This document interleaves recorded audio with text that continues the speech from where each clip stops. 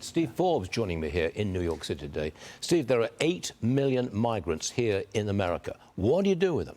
Do you let them, whilst they're here, do you support them or do you let them work? Supporting means giving them credit cards and the like. Yeah. And so what you do is you hire more personnel to get these applications adjudicated quickly. And the thing they also have to do is security. Aurora should not have happened. Trump is right. Send in the National Guard. Guard these hotels. But get these applications processed. Stop the incoming number of workers.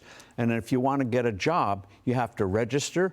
Go to like a parole officer each week, what you're doing, why you're doing it, and so your case can then be quickly adjudicated. But 8 million people, it's going to take at least 2 to 3 years to get through it, but there's no other way to do it.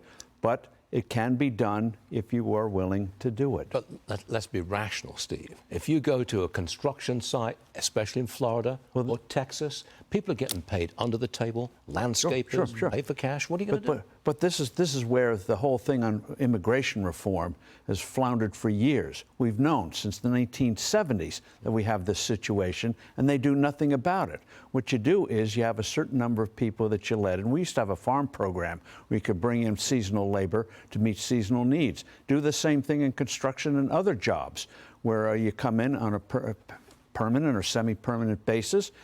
People are willing to come legally if they know they can come back when they go home after the season or the job is done. That reform was done back in the late 1940s. We can do it again. But the key thing is make sure that people who come here legally have the legal means to do it and don't have to wait 5 years to get a permit, which is what happens now. Next one, Steve. Bernie Sanders responded to Harris's flip-flopping on key issues. Hold on a second. Just watch this. Roll it.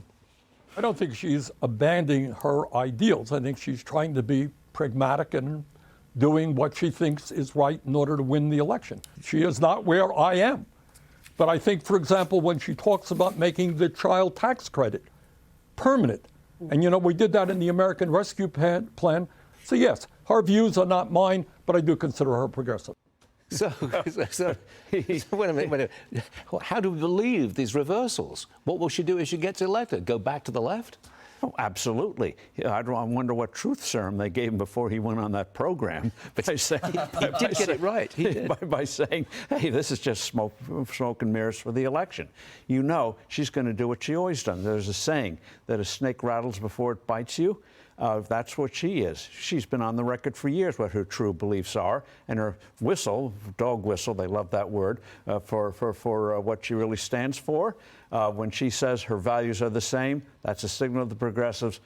Wink and nod, she's going to go far left. And she's also going to have the regulatory state with her. So even if the Republicans say capture the Senate, there's going to be a lot of bad stuff happening anyway. And the whole foreign policy thing, another subject for another time, another utter disaster.